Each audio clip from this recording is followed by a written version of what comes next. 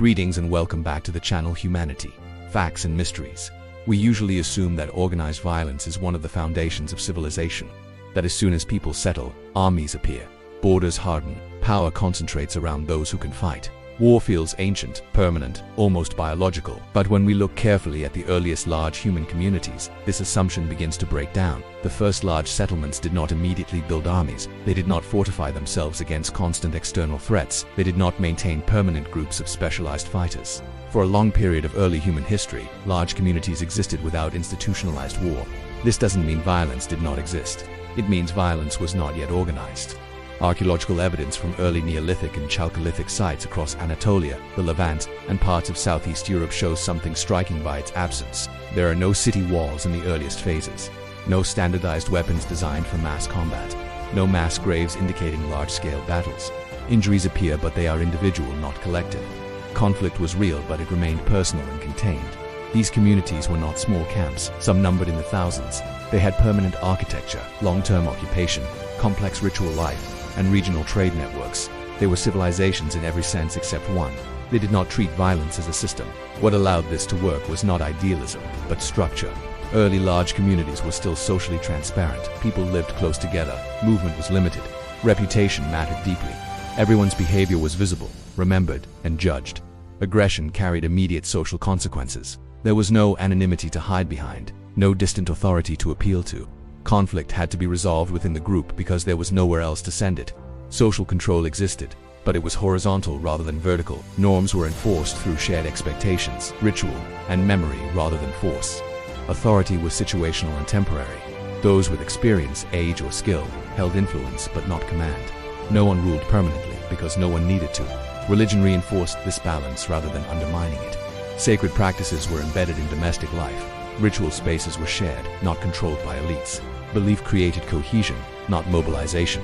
There is little evidence that early religion justified violence against outsiders or elevated warrior roles. The sacred limited aggression more often than it encouraged it.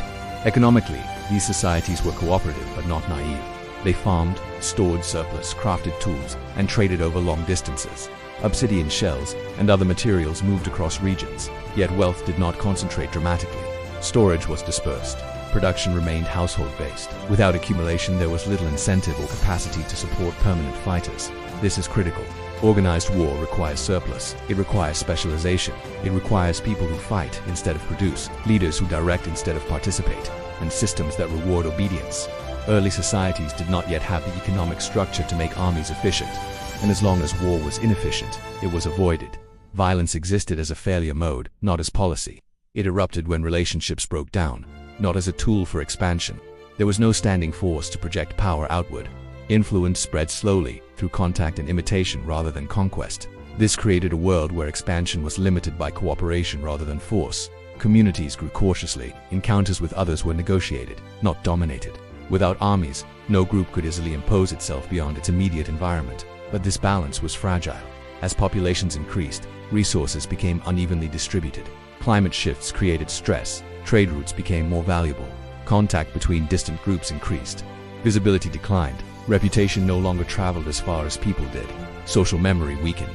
At the same time, inequality began to emerge. Some households controlled more surpluses. Some individuals gained more influence. Temporary authority started to last longer. Defense became more important than mediation. The absence of organized violence, once a strength, slowly turned into a risk. The first defensive structures appear quietly in the archaeological record.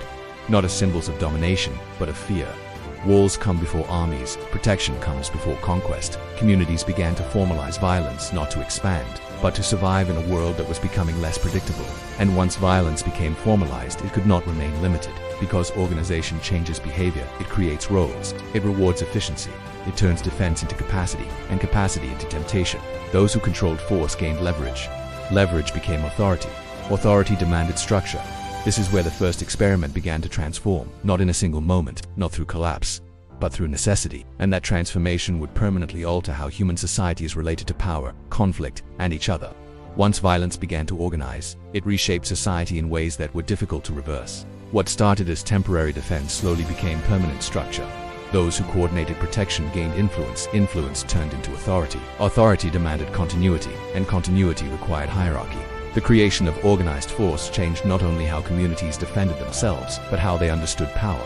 Decision-making shifted upward. Collective responsibility gave way to command.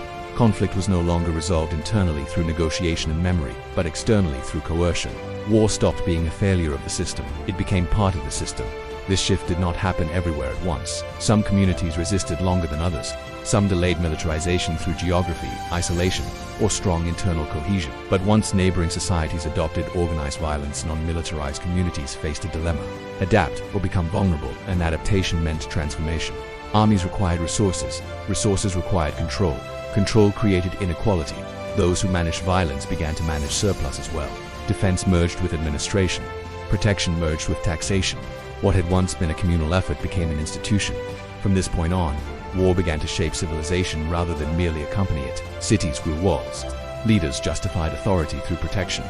Violence became predictable, regulated, and increasingly abstract. People no longer fought as individuals defending relationships. They fought as units defending structures. This altered human psychology. Conflict became distant. Responsibility diffused. Orders replaced judgment. Violence no longer required personal grievance. It required obedience. This made war scalable in a way it had never been before. And once scalable, it became unavoidable. The early experiment, living without armies, did not fail because it was naive. It failed because it demanded conditions that could not survive expansion.